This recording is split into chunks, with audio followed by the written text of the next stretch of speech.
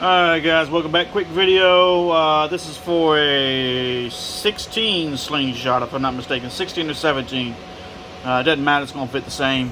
So this is a 3-row on aluminum rings, alternating patterns with the standard LED strips. And you can see there's not as many LEDs on these strips. So this is an option. We have the ones that have more LEDs per individual strip. But this is for a local slingshot. This goes out to Leicester. He's probably about 45 minutes south of me, I think. But I just want to show these off real quick. I'm going to get these uploaded and send him the link so he can look at them and join them also. He's going to pick them up tomorrow locally.